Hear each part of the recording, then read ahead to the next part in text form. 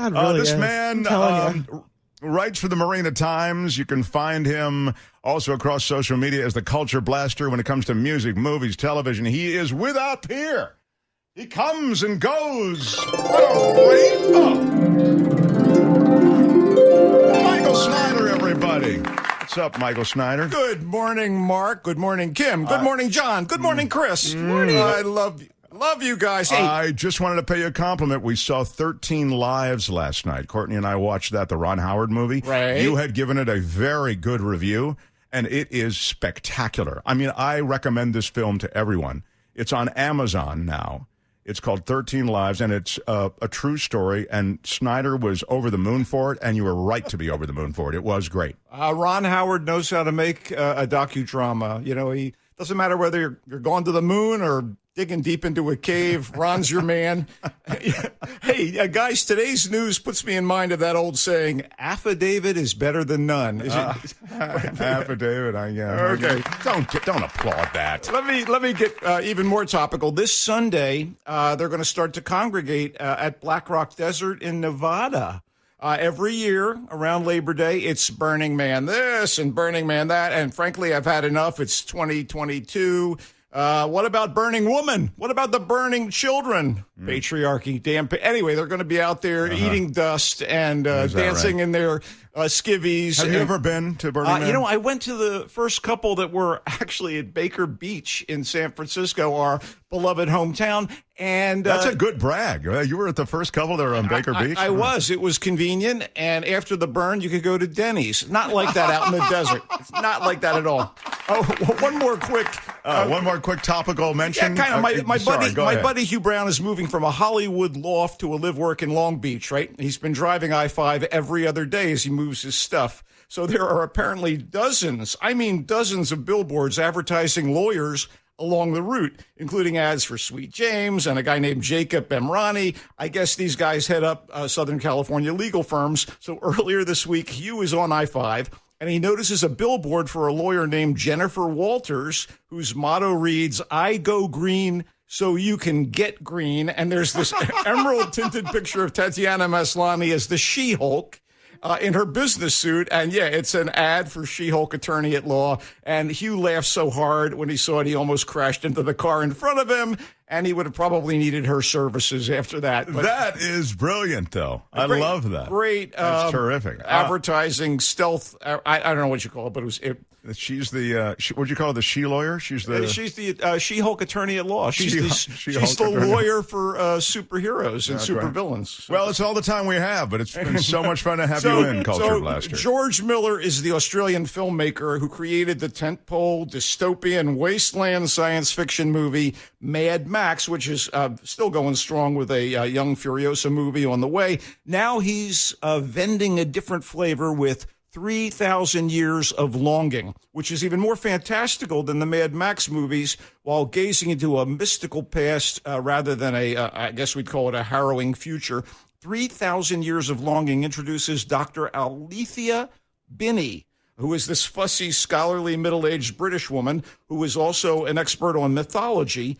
She's in Istanbul for a conference. She picks up an antique bottle at a local shop, and back in her hotel room, lo and behold, she inadvertently releases the djinn, a genie who's been trapped inside, presumably for eons. The djinn is a handsome, expansive, magically powered fellow played by the ever-magnetic Idris Elba. He offers Dr. Binney, played by that chameleon Tilda Swinton, the requisite 3 wishes, and in the process of their discussions about the delights and perils of magical wishes, the djinn spins a few cautionary tales, ostensibly drawn from his experiences serving masters and mistresses over the centuries. So these stories provoke the academic as she tries to reconcile, being a reasonable, pragmatic scientist type, understanding the world, with what appears to be the existence of magic. So Miller is a master of spectacle. And he managed to wrangle some iconic performances from that lunatic Mel Gibson in the Mad Max movies. And as you might expect, 3,000 Years of Longing is filled with Miller's creative sensibilities. And it has some beautiful, even glorious moments painting the screen, all of which is grounded by the two lead actors, the fiery Elba flexing, preening, scheming, and the buttoned-up Swinton leaning on her ability to convey repressed emotion on the verge of letting loose. And that's when the stars are on the screen. But the entire enterprise is so episodic with its series of morality tales told by the Jinn, and the rules governing his powers and wishes get overly flexible and vague that it kind of undermines the trajectory of the movie's central relationship between the academic and the Jinn.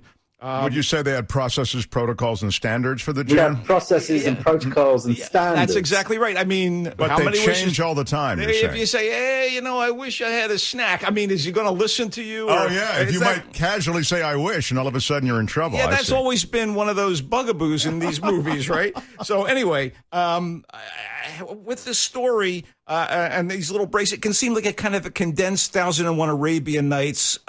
Time constraints demand there are only a handful of nights here.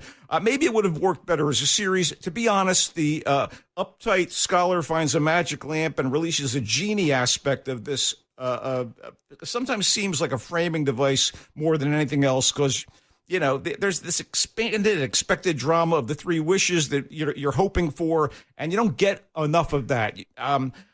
You know what? I appreciated the thoughtfulness and the ambition of 3,000 Years of Longing. I just wish I had cared more about Dr. Binney and the Jinn. Binney and the Jinn, not to be confused with Benny and the Jets. Binney and the Jinn, actually, is a pretty good name for me. Let me ask you a question. If you had three wishes, do you think you would use them right away or, hang on to them? And then? Yeah, I wish you hadn't asked me that. Anyway, it's... See, you're down to two already. Okay, yeah, all right, go ahead. Screwed up. Okay, let's go to Breaking. It's a meaningful, down-to-earth look at the often heartbreaking and debilitating fate that can await veterans of the U.S. Armed Forces after returning home from a war zone. There is nothing fanciful about Breaking. It's a lean crime thriller, a socially conscious drama, and a tragedy that I regret to say is based on a true story. So a decorated Marine vet dealing with hard times and mounting bills is being given the runaround by Veterans Affairs.